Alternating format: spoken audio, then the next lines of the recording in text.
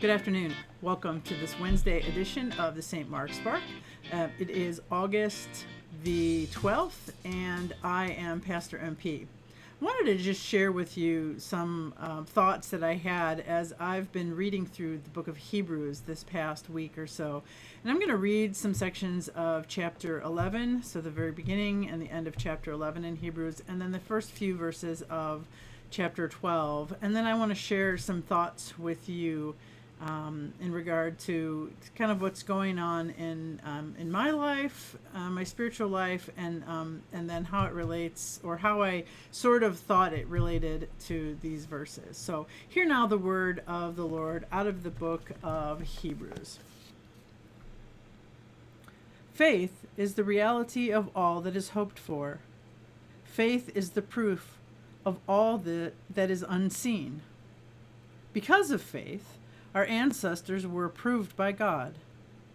By faith, we understand that the world was created by the Word from God, and that what is visible came into being through the invisible.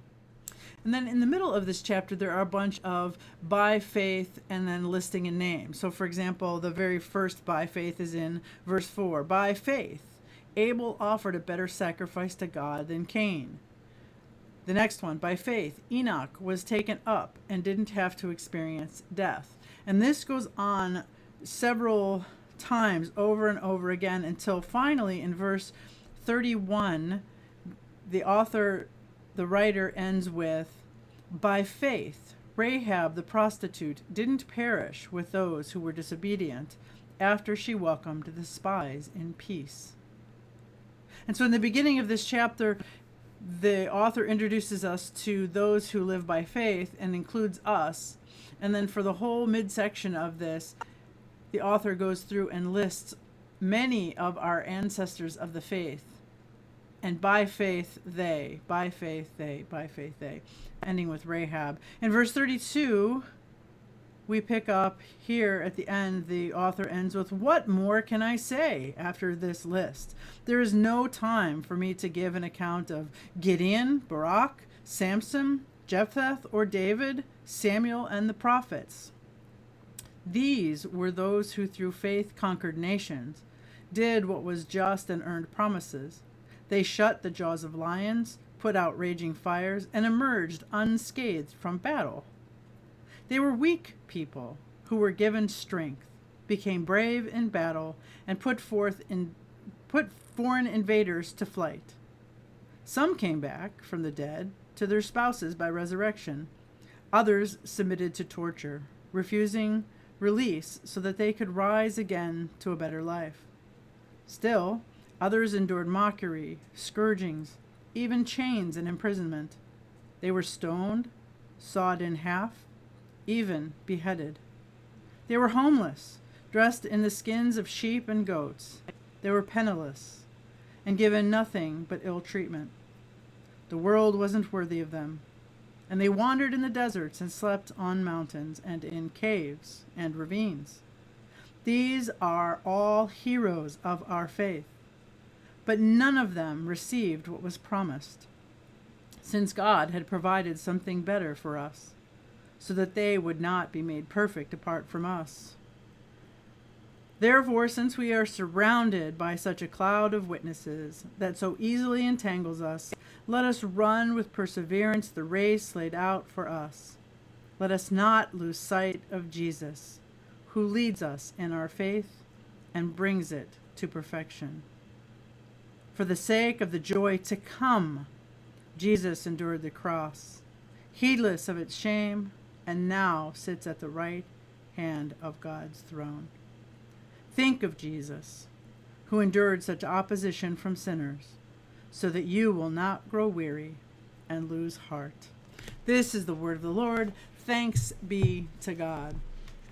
So as I was reading through these couple of chapters, I have been thinking a lot about what my first year in ministry, what I had thought it might look like. And listening to many of you, I'm hearing stories about what you had planned for this future, for this time in your life, for this part of the path. Seniors going into their last year of high school or college. Seniors who have graduated last year and getting ready to go to college, and what that might look like for academics and for sports and other things. For parents, for children, for teachers, for so many, the path looks so much different than we had envisioned.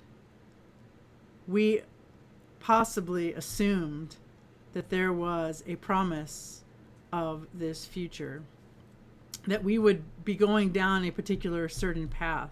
As we read through this chapter in Hebrews, we read about so many of our fathers and mothers of the faith who went down a path that maybe wasn't the path they had envisioned, with the hope of a promise at the end of attaining eternal life, attaining the messianic promise that was never delivered while they still lived.